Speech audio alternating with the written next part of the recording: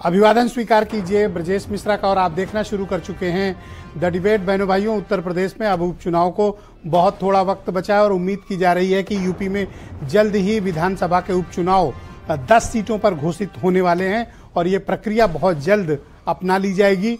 ये चुनाव बहुत हाई प्रोफाइल हैं क्योंकि पार्लियामेंट के इलेक्शन के बाद ये सबसे बड़ा मुकाबला सत्ता पक्ष और प्रतिपक्ष के बीच होने जा रहा है।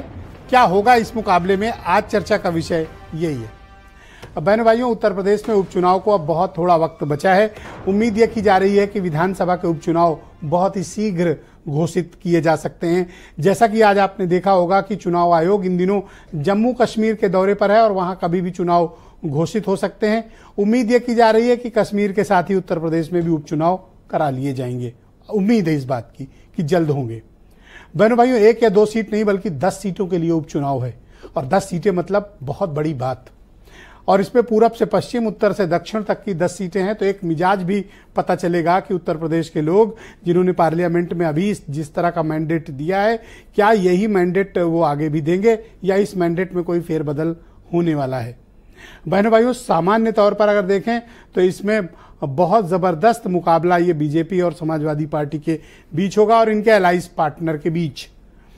लेकिन इन सब के बीच अभी भारतीय जनता पार्टी और समाजवादी पार्टी में अलायंस को क्या सीटें मिलेंगी, इसको लेकर बड़े असमंजस हैं। और इसी बीच कांग्रेस ने एक बड़ा विस्फोटक बयान उनके प्रदेश अध्यक्ष ने दिया है, जिनका नाम है अजय राय। उन्होंने कहा 10 में 5 हम लड़ेंगे। कितनी? 10 में 5। कौन मांग रहा है? कांग्रेस। इन 10 सीट पर कांग्रेस का कोई भी कैंडिडेट ना तो जीता ना उनकी जमानतें बची, लेकिन 10 में कांग्रेस को चाहिए 5। क्या समाजवादी पार्टी कांग्रेस के इस आक्रामक राजनीतिक व्यवहार को आसानी से पचा पाएगी या फिर अब ये एक पॉलिटिकल कन्फ्लिक्ट के इसकी शुरुआत है? और अजय राय का स्टेटमेंट है, इसलिए माना जा रहा है यह उत्तर प्रदेश की कांग्रेस का स्टेटमेंट है, किसी प्रवक्ता या दूसरे नेता का नहीं। प्रदेश अध्यक्ष का खुद का बयान है जो उन्होंने भारत समाचार पर दिया है कि हमें 10 में चाहिए 5। बात चल रही है। ऐसा प्रतीत होता है कि समाजवादी पार्टी 1 या 2 सीट से ज्यादा कांग्रेस को हलो करने के लिए तैयार नहीं है। वैसे तो 1, लेकिन अगर बहुत दबाव पड़ा तो 2 सीटें कांग्रेस को मिल सकती हैं। कौन सी मिलेंगी? गाजियाबाद और हाथरस वाली खैर सीट। यही सीटें कांग्रेस के हिस्से आना होगा तो आएंगी, अन्यथा हो सकता है कि फिर समाजवादी पार्टी अकेले ही चुनाव में जाए, जैसा कि उम्मीद है। भारतीय जनता पार्टी के यहां भी मामला फंसा हुआ है। क्यों? क्योंकि इनके 2 विधायक हैं जो सांसद बन गए हैं, वो सहयोगी दल के, चंदन चौहान और विनोद बिंद।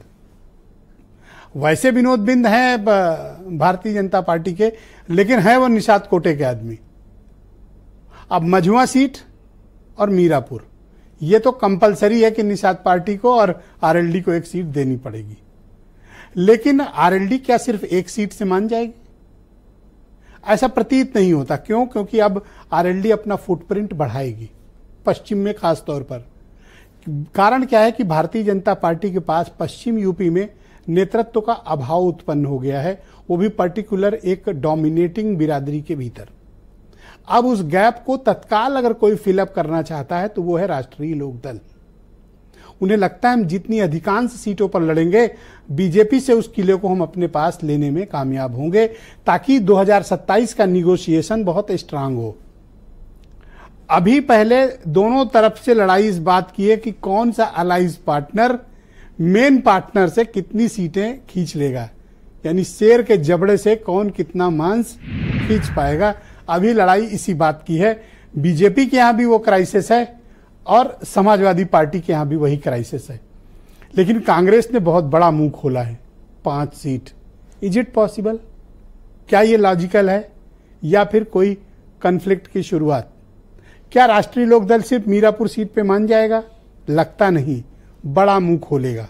बात अभी शुरू नहीं हुई, लेकिन शुरू होगी तो बीजेपी को भी और समाजवादी पार्टी को भी अपने महत्वाकांक्षी साथियों के जिद की कीमत चुकानी पड़ेगी।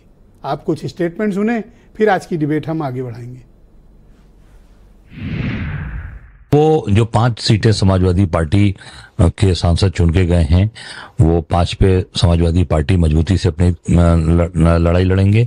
जो भाजपा और उनके सहयोगी दलों की जो सीटें रही हैं, उस पे हमने अपना दावा किया है। अब बाकी राष्ट्रीय नेतृत्व को निर्णय लेना है कि कितनी सीट पे लड़ना है, कितना क्या करना है। ये सीटों का मामला तो राष्ट्रीय नेतृत्व तय करेगा, माननीय अखिलेश यादव जी तय करेंगे।